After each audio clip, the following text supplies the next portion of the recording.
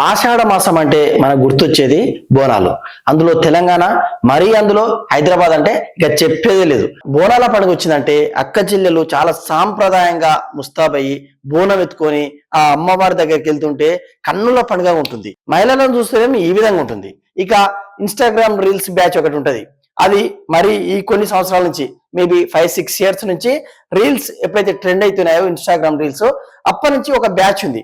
ఈ అక్క చెల్లెల కంటే ఎక్కువ కూడా ఈ విధవలే బోనాలకు వెళ్తుంటారు. గోల్కొండ గాని, ఉజ్జయిని గాని, ఇక ఏ బోనం వచ్చినా కూడా కొంతమంది విధవలు ఉంటారు, చెప్పి నా కొడుకులు. ఇక వాళ్ళ స్టైల్ అయితే చెప్పేదే లేదు. వాడు మనిష, గాడిద, దున్నపోత, వాడి బట్టలు కంచెర గాడిద లెక్క తయారవుతాడు. ఇక వాడి జుట్టు అయితే ఇక్కడ ఒక కొమ్ము, ఇక్కడ ఒక కొమ్ము, వాడి కలర్ వైట్, ఏదేదో కలర్లు పూసుకుంటాడు. ఇక బట్టలు అయితే ఈడ చిని ఉంటది, ఆడ చిని ఉంటది. వాడు స్నానం చేస్తాడో చేయడో తెలియదు. మళ్ళీ కళ్ళకు కాటుగా పెట్టుకుంటాడు, ఇక్కడ ఏదో కడం పెట్టుకుంటాడు, ఇక ప్యాంట్ చింపుకుంటాడు. లేదా ప్యాంట్ ఈ మధ్య ట్రెండ్ ఏమైందంటే పైకి మోకాల వరకు కింది నుంచి లాక్కోవాలి. ఇక చెప్పులు ఉంటే వాళ్ళకి దండం పెట్టాలి. ఆ చెప్పులు తయారు చేసే కొడుకులు మరి వీళ్ళని దృష్టిలో పెట్టుకొని వాళ్ళు తయారు చేస్తుర్రా, ఆ కొడుకులు తయారు చేస్తురని ఈ కొడుకులు వేసుకుంటారా గానీ ఇక చెప్పి అంటే వీళ్ళంటే చెప్పి అని ఆ చెప్పులే ప్రధానంగా చూపిస్తాయి. సరే, ఈ కొడుకులు ఎట్లన్నా చావని, వాళ్ళ స్టైల్ వాళ్ళ కథ. కానీ ఈ కొడుకులు ఏం చేస్తున్నారంటే ఈ బోనం ఎత్తుకునే మహిళలను గాని, లేదా ఈ బోనాల పండుగలో పార్టిసిపేట్ చేసే అమ్మాయిల్ని గాని చాలా మంది ఈ విధవలు ఏం చేస్తున్నారంటే టీజ్ చేస్తున్నారు, హరాజ్ చేస్తున్నారు. అందుకే పోలీసులు చాలా తెలివిగా సి టీమ్స్ ను పెట్టి ఇలాంటి విధవలు ఎవరైతే అమ్మాయిల్ని వేధింపులకు గురి చేసిరో ఇలాంటి విధవలను దాదాపుగా 670 మందిని పట్టుకొని ఇప్పుడు చెక్ చేస్తున్నారు. ఒకసారి ఆ కథ ఏందో చూద్దాం. బోనాల ఉత్సవాల సందర్భంగా మహిళల భద్రత కోసం సి టీమ్స్ ప్రత్యేక నిఘా చేపట్టాయి. ఉత్సవాల్లో భాగంగా దేవాలయాల వద్ద మహిళలను కొందరు వ్యక్తులు వేధింపులకు గురి చేశారు.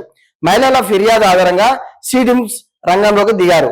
మహిళల పట్ల అసభ్య ప్రవర్తన, వేధింపులకు గురి చేసిన 678 మంది టీజర్లను గుర్తించారు. సీసీటీవీ ఫుటేజ్, వీడియో ఆధారాలతో నిందితులను గుర్తించి వారిపై కేసులు నమోదు చేశారు. విచారణ అనంతరం ఆకతాయిలను కోర్టులో హాజరుపరచగా న్యాయస్థానం పలువురికి శిక్ష విధించింది. 25 మందికి జైలు శిక్షతో పాటు జరిమానాను కూడా కోర్టు విధించింది. అలాగే 11 మందికి 3 రోజుల జైలు శిక్షతో పాటు 1050 రూపాయల జరిమానా విధించింది. ఈ కొడుకులు 1050 రూపాయలు అంటే ఒక రోజు గంజాయి అంత కాదు. కోర్టులు కూడా ఎంత చెండాలంగా ఉన్నాయంటే ఇలాంటి కొడుకులకు 1 లక్ష రూపాయలు 2 లక్షలు ఇస్తే పీక్కో లెక్క వాడి ఆర్థిక పరిస్థితి మళ్ళా ఒక అమ్మాయి దగ్గరికి పోవాలంటే ఏడ్చి వస్తుండే. మన న్యాయస్థానంలో నిందితులకు ఎంత అనుకూలంగా ఉంటాయంటే మొన్న చూసినాం, భర్తను చంపినందుకు 500 రూపాయల ఫైన్ ఇచ్చారు. ఈ విధవకు అమ్మాయిలను టచ్ చేసి వేధింపులకు గురి చేస్తే 1000 రూపాయల అంటే మనం ఏం చేస్తాంలే, కాన్స్టిట్యూషన్ అట్లా తలబడ్డది. ఇంకో 26 మందికి జైలు శిక్ష కూడా లేదు, కేవలం 1050 రూపాయలు జరిమానా వేశారు. మళ్ళీ వీళ్ళకు సామాజిక సేవ చేయాలంటూ న్యాయస్థానం ఆదేశాలు జారీ చేసిందట. సామాజిక సేవ పక్కకు పెట్టండి మై డియర్ లార్డ్, వాడు సమాజంలోనే మహిళలను వేధించకుండా చాలు. ఇంకా కొంతమందికి కౌన్సిలింగ్ ఇచ్చినట్ట. మొత్తం మీద 25 మందికి చెక్ చేసినట్టు క్లియర్ గా అర్థమవుతుంది.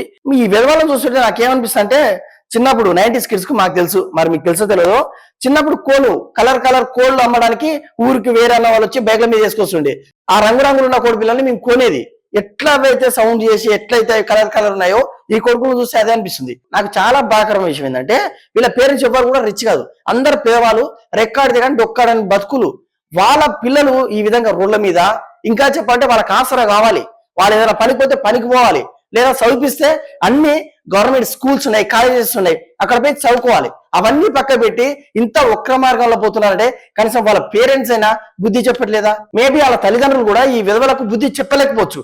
వాళ్ళు మాత్రం నా కొడుకులు పాడు కావాలి, ఇంత అడ్డగోలుగా తిరగాలని వాళ్ళు అనుకుంటారా?